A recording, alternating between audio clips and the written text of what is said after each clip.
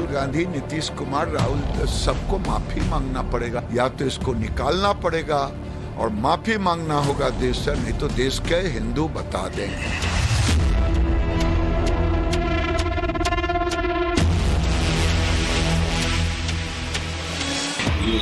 सनातन का संस्कृति का विरोध कर रहे हैं कि सिर्फ भारतीय संस्कृति का ही कर सकते हैं, किसी और धर्म का विरोध कर दिया होता ना तो सब तन से जुदा हो जाता।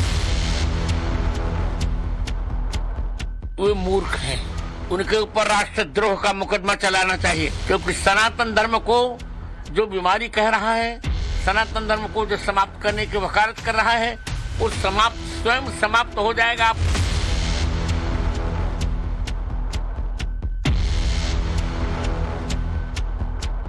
उदयनिधि, तुम्हारे दादा चले गए, परदादा चले गए, किंतु सनातन धर्म को इस देश से कोई समाप्त नहीं कर सकता।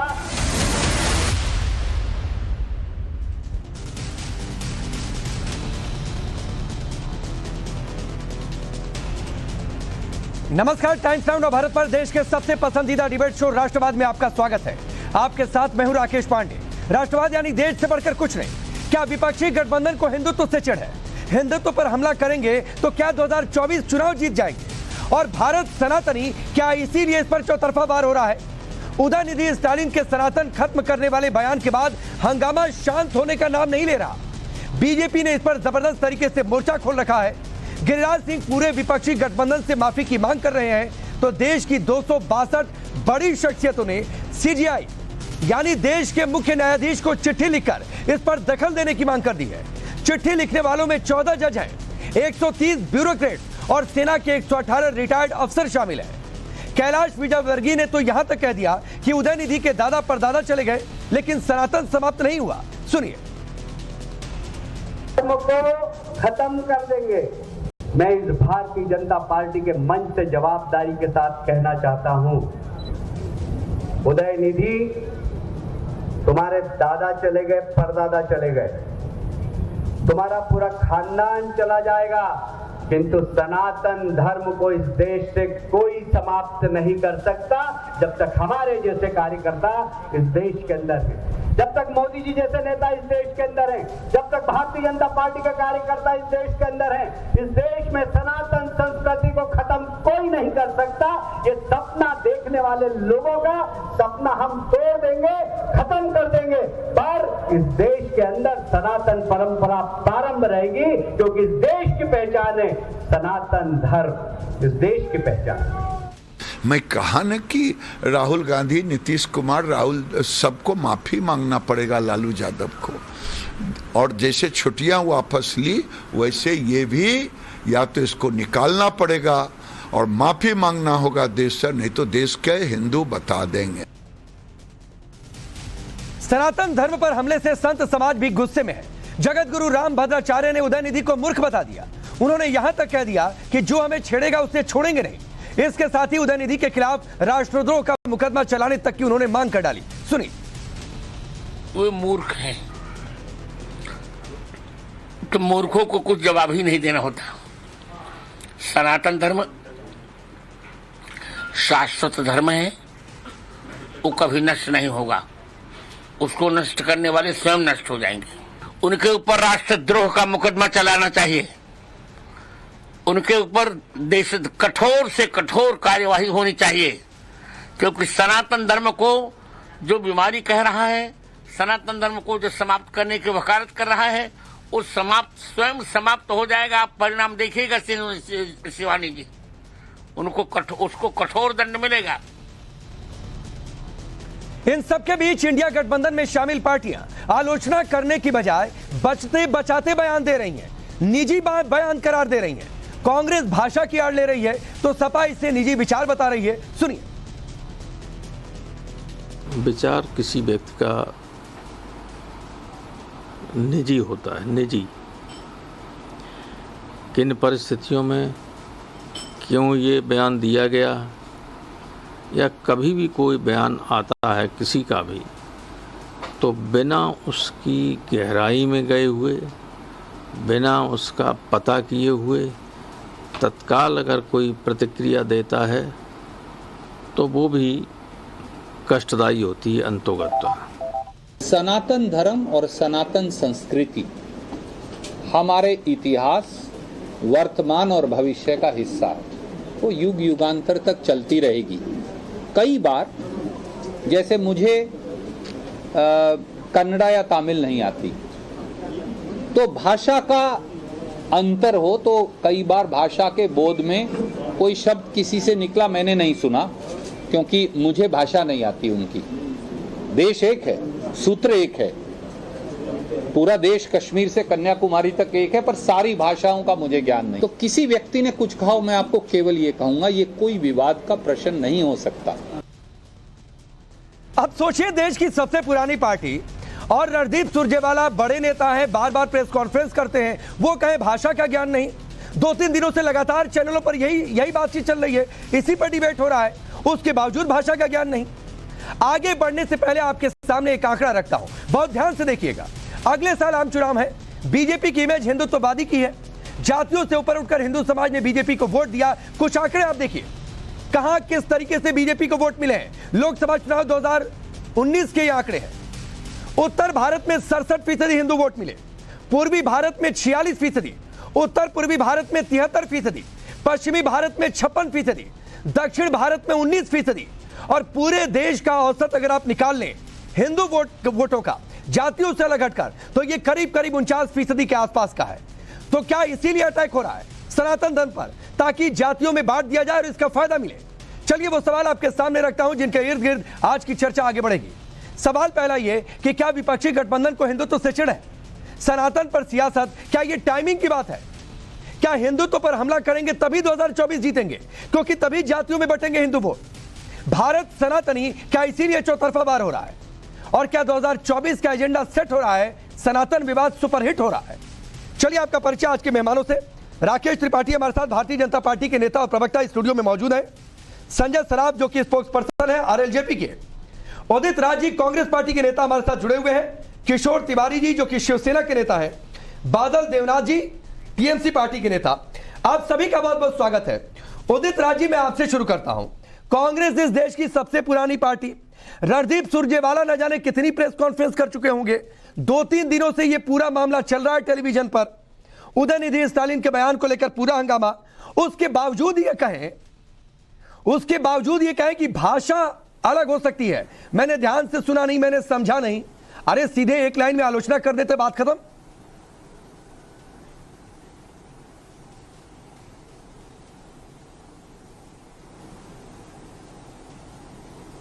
सवाल क्या है? आवाज टूट गई, कट गई। सवाल यह है उदित राज जी की आलोचना से बचने की कोशिश डिस्कनेक्ट हो गया। अरे आप लोग विपक्ष से पूछते हो जिसका कोई लेना देना नहीं है, और एआईडीएमके बीजेपी की एलआई पार्टी है।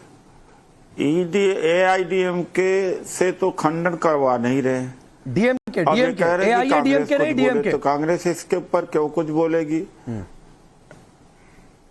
नहीं, एआईडीएमके मैंने सही कहा है।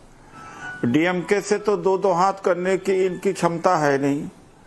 अब कांग्रेस कभी राहुल जी। एक बात, एआईडीएमके इनके एलआई हैं।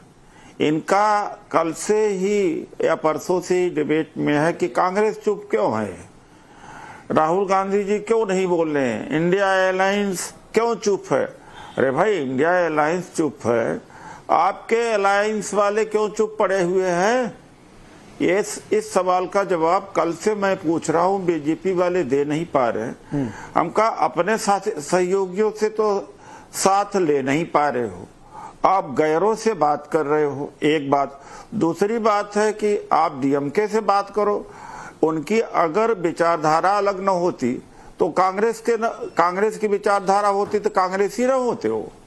तो इस पचड़े में हमें क्यों डाला जा रहा है भाई? अब वो उदय निधि स्टालिन ने जो बोला है, आप उनसे बातचीत करिए।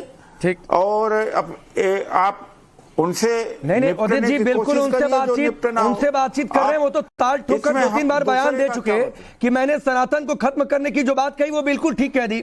आपने AIADMK की जो बात कही राकेश त्रिपाठी जी जवाब दे देंगे, लेकिन मैं फिर पूछ रहा हूं ये मसला क्या सिर्फ डीएमके का है? एक गठबंधन, आप 2024 की बड़ी लड़ाई के लिए जा रहे हैं, दावा यह कि मोदी को हटा देंगे, लेकिन आप इस बयान की आलोचना तक नहीं कर पा रहे, नहीं कह पा रहे कि इंडिया गठबंधन इस बयान की आलोचना करता है। इतना ही कह देते, हम सनातन के खिलाफ नहीं है।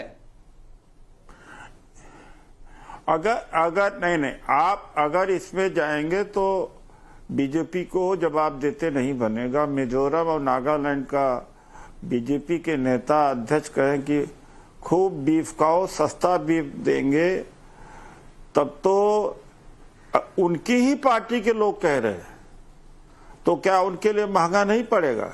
उस पर स्पष्टीकरण करे। यहाँ तो उदित जी आपकी पार्टी के लोग क्या कहते हैं? मतलब हिंदू शब्द का अर्थ भयानक है। सतीश जारकिहोली नाम सुनते चलिए, शिवराज पाटिल गीता की तुलना जिहाद से करते हैं, उत्तराखंड कांग्रेस के वाइस प्रेसिडेंट से सूर्यकांत धस्माना, भगवान कृष्ण ने कोरोना को भेज दिया, एक से बढ़कर एक बयान है। यह मुस्लिम प्रेम है क्या कि आलोचना नहीं कर पा रहे? ये आखिरी क्रॉस फिर मैं राकेश जी के पास जा रहा हूं। की तरफ से बोल रहे हो कि आप एंकर हैं कि आप? मैं जनता की तरफ से बोल रहा हूं। आप तो मैं एंकर ही हूं उदित जी, आपको कोई कंफ्यूजन होगा, देश को कोई कंफ्यूजन नहीं। नहीं, आप बीजेपी के प्रवक्ता का काम पूरा कर दे रहे हो। इसमें जितना सारा पॉइंट नेगेटिव कांग्रेस के खिलाफ है, इंडिया खिलाफ है, इकट्ठा आपने कर लिया है। आपने इसी तरीके से बीजेपी वाला क्यों नहीं कर देते कि जब आपका डॉक्टर संजय निषाद, जो निषाद पार्टी है, जब उन्होंने कहा कि राम दशरथ के औलाद नहीं थे, ऋषि श्रृंगी ऋषि के औलाद थे जो निषाद जाति के थे, ऐसे उनके भी तमाम ऐसे बयान आते हैं। तो उनको तो आपने इकट्ठा करके तो नहीं इनको सुनाया, प्रवक्ता बीजेपी प्रवक्ता से, कि भैया आप तो हिंदुत्व का तो आपके लिए कोई मायने नहीं है, ना हिंदू धर्म, वोट के लिए चाहे जो कुछ करते हो। ठीक, तो जो हिंदुत्व या इनके विचारधारा के खिलाफ बोलता है, कल अगर डीएमके इनसे हाथ मिला दे, मैं गारंटी देता हूं सब ये मुद्दा समाप्त हो जाएगा। चलिए अब मैं जवाब ले लेता हूं उदित जी। राकेश त्रिपाठी जी, क्या आप लोग डीएमके के साथ गठबंधन करने जा रहे हैं? अगर ऑफर आ गया, नंबर 1 सवाल उदित राज जी का ये सवाल है। नंबर 2 डॉक्टर संजय निषाद की जो उन्होंने बात कही। नंबर 3 AIADMK की बात। अरे भाई देखिए, अजीत पवार को जेल भेज रहे थे। चलिए जवाब ले लेता हूं उदित जी जवाब ले लेता हूं। मोदी जी जेल भेज रहे थे और इनके साथ में आए तो मुख्यमंत्री बना दिया। ठीक है, अब जवाब लीजिए राकेश त्रिपाठी। देखिए राकेश जी, आपने इनको भरपूर समय दिया और भरपूर समय देने के बावजूद उदित राज के मुंह से एक बार एक लाइन नहीं निकली कि जो कुछ भी स्टालिन ने कहा है वो गलत है, वो घमंडिया गठबंधन की रणनीति नहीं है। सच्चाई क्या है? राजेंद्र पाल गौतम का बयान देखिए, आम आदमी पार्टी का, जो केजरीवाल नोटों पर भगवान की फोटो छापने की वकालत कर रहे हैं, उनके मंत्री राजेंद्र पाल गौतम हिंदू देवी देवताओं के प्रति अपमानजनक टिप्पणियां करते हैं।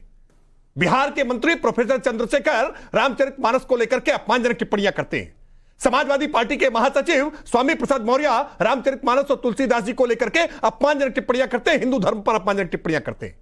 मैं सिलसिलेवार तरीके से बता रहा हूं कि कैसे कांग्रेस पार्टी के भीतर से भगवा आतंकवाद शब्द गढ़ा जाता है, कैसे राहुल गांधी कहते हैं कि जो मंदिर जाते हैं वो लड़कियां छेड़ते हैं, कैसे पूरी कांग्रेस पार्टी आज मजहबी तुष्टीकरण की आड़ में कैसे हिंदुओं को अपमानित करने का एक राजनीतिक एजेंडा सेट किया है। और यह मुंबई की घमंडिया की बैठक में इन्होंने और तय किया है जोर शोर से, और इसी वजह से आज अरविंद केजरीवाल चुप है, एक लफ्ज नहीं फूटा, ममता बनर्जी चुप है, एक शब्द नहीं बोला, अखिलेश यादव जी एक शब्द नहीं बोल रहे हैं, और उदित राज भी डिबेट में बैठ करके एक शब्द नहीं बोल रहे हैं। ये उसकी निंदा करने को तैयार नहीं। और मैं कह रहा हूं ये खतरनाक खेल है, ये देश की एकता, अखंडता और सुरक्षा को खतरे में डालने वाला है, ये देश के सांप्रदायिक सद्भाव को बिगाड़ने वाला है, ये देश के जो सामाजिक ताना माना है उसको नष्ट करने वाला बयान है, और ये सुप्रीम कोर्ट के ऑर्डर के अगेंस्ट है, ये हेट स्पीच है। और ये हेट स्पीच का खेल उदित राज जी बुरा होता आराम है, किशोर जी, आपके इससे पास सबको नुकसान होगा। इसलिए मैं कह रहा हूं कि ये खेल खेलना बंद करिए, भाजपा की आलोचना जितनी करनी है करिए,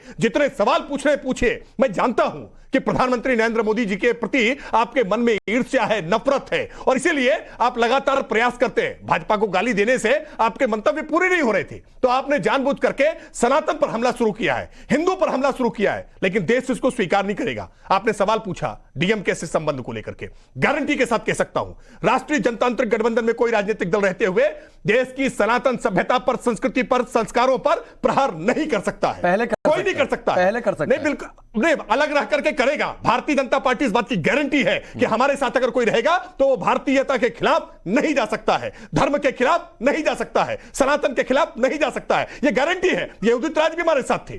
कभी इनके मुंह से फूटा हो बोल तो बताइए, कभी उदित राज ने भारत के खिलाफ बोला हो तो बताइए। जब से कांग्रेस में गए भारत के खिलाफ बोलेंगे, हिंदुओं के खिलाफ बोलेंगे, धर्म के खिलाफ बोलेंगे, जातीय विद्वेष फैलाएंगे, गाली गलौज की भाषा का इस्तेमाल करेंगे। ये संस्कार कांग्रेस के हैं। ये गलती उदित राज की नहीं है, ये गलती स्टालिन की नहीं है, ये गलती इस घमंडिया गठबंधन की है जो देश को तोड़ना चाहता है, उदित जी मुस्कुरा रहे हैं, झोंकना चाहता है। राकेश त्रिपाठी आपकी बात सुनकर उदित राज मुस्कुरा रहे हैं, जल्दी बोलिए अपनी बात उदित जी।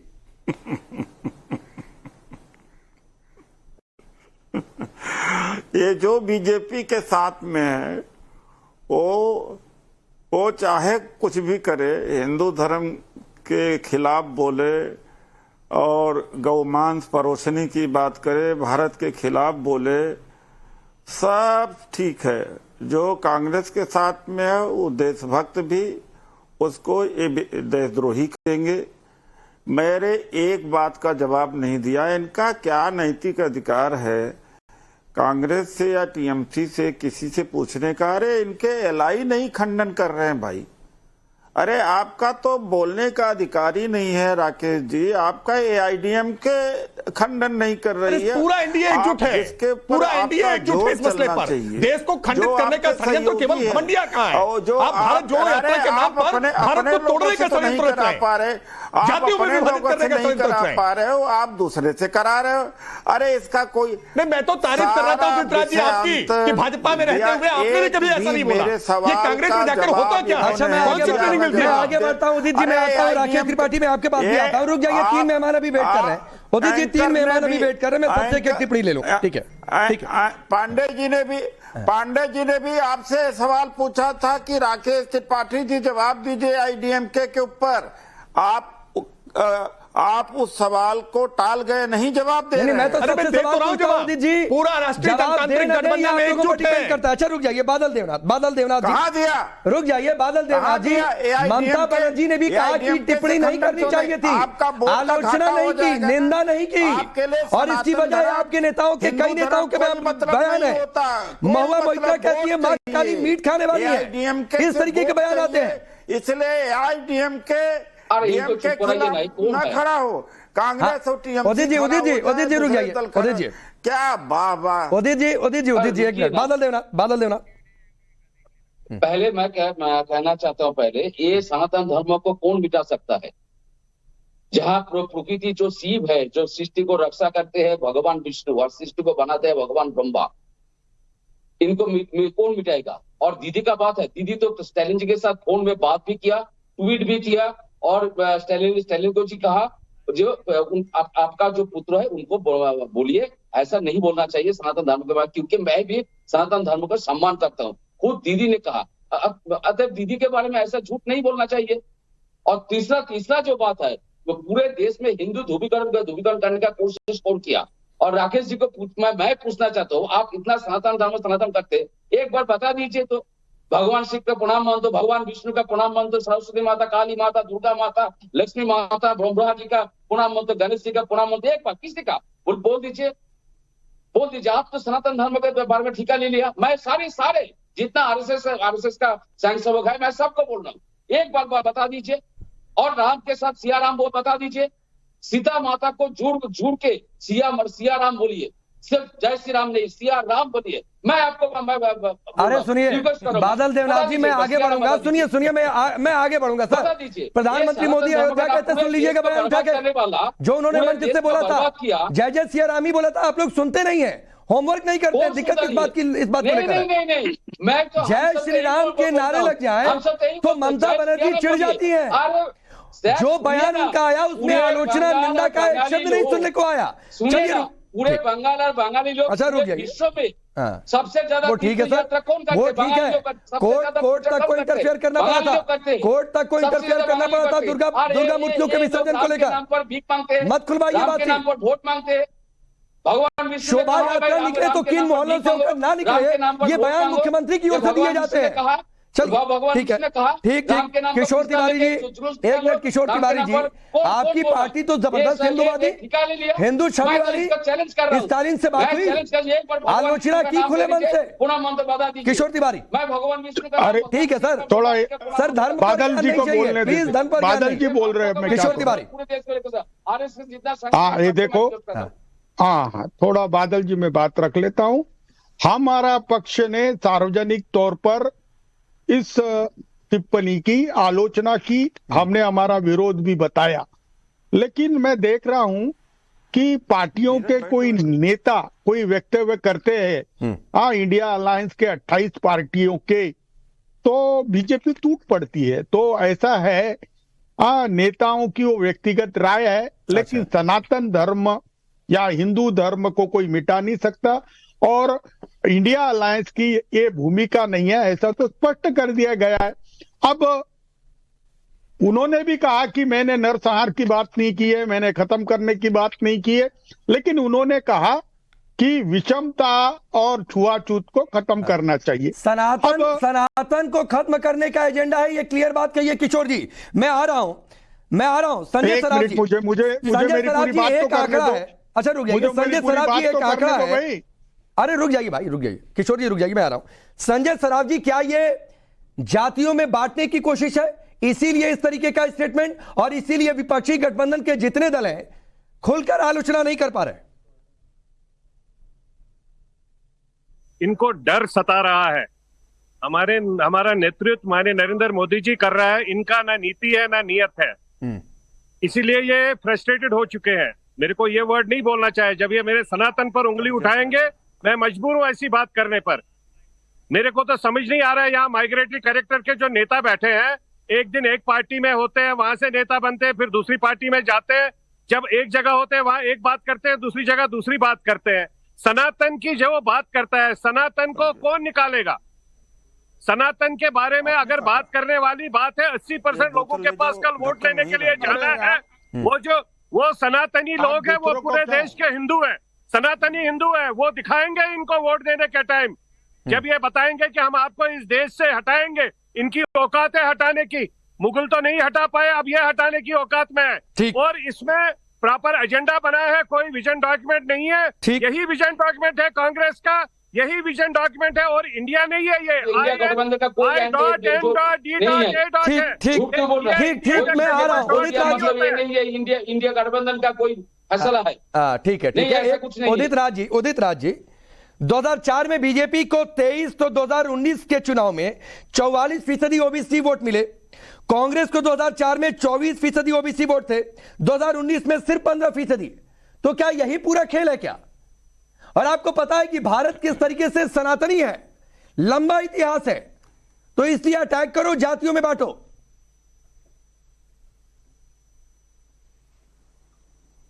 देखिए, दुर्भाग्य की बात है कि जिस मंडल के विरोध में कमंडल की पैदाइश हुई और जिस कमंडल के कारण मंडल के विरोध में जो कमंडल उत्पन्न हुआ, उसके वजह से बीजेपी आज क्या पहुंच पाई।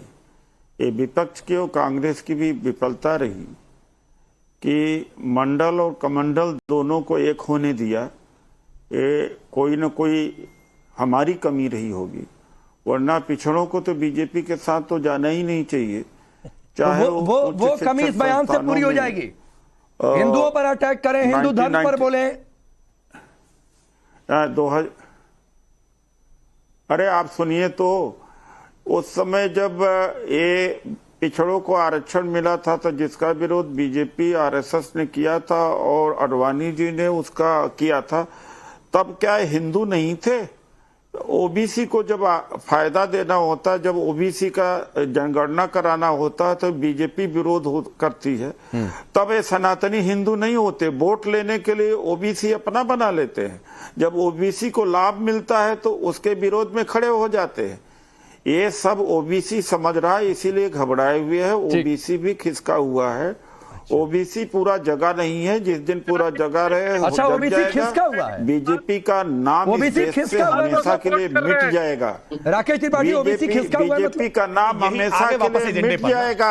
यही एजेंडा है, मैंने इसलिए कहा ना, बीजेपी का नाम हमेशा से मिट जाएगा। पिछड़ा जग जाएगा, दलित को इसी जगह हुआ है। हमला बोला जाएगा और उसकी आड़ में हिंदुओं के भीतर जातीय विभाजन उत्पन्न करने का एक षड्यंत्र रचा जाएगा और उदित राज जैसे चेहरे आकर के तुरंत इसको हिंदुओं के भीतर दलित कौन है, पिछड़ा कौन है, अनुसूचित कौन है, यात्रा कैसे, अत्याचार कैसे है, कैसे आरक्षण नहीं मिल रहा है, ऐसे ऐसे तमाम प्रकार के बरगलाने के एजेंडे रखे जाएंगे। यही एजेंडा है। इसीलिए मैं कह रहा हूं, हिंदुओं के भीतर विभाजन करो, हिंदुओं को गाली दो, सनातन को गाली दो, यह इनका राजनीतिक रणनीतिक एजेंडा है। और इसी एजेंडे के तहत मैंने नाम गिनाए एक एक करके। एक किसी का व्यक्तिगत बयान मैं रामगोपाल जी सुन रहा हूं, रामगोपाल जी कह रहे हैं कि किसी का व्यक्तिगत बयान है। स्वर्णदीप सुरजेवाला कह रहे हैं कि भाषा की समस्या हो सकती है। ना ये भाषा की समस्या है, ना ये किसी व्यक्ति का बयान है, ना ये किसी दल का बयान है।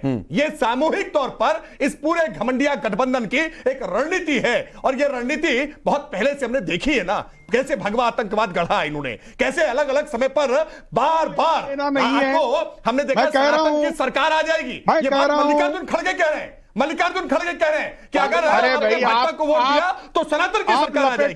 क्या मतलब है इसका? प्रियंक खड़गे स्टालिन के बयान का बचाव कर रहे हैं। वो कह रहे हैं स्टालिन ने जो कुछ कहा स्टालिन का बयान थोड़ा कम है। 10,000 साल पुराना इससे पहले प्रमाण मिलते हैं सनातन धर्म के।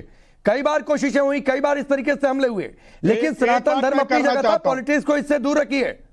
ये मेरी सबसे अपील है कि इस तरीके के बयान मत दिया करिए किसी भी धर्म को लेकर। और ये बात सबके लिए लागू होती है। चलिए सर, वक्त इतना ही है। देश की जनता तय करेगी चुनावों में किसने क्या बोला, किसने किसके बयान का क्या मतलब है। सभी अच्छे तरीके से समझते हैं। बहुत बहुत शुक्रिया आप सबका हमसे जुड़ने के लिए। जल्द वापस लौटते हैं।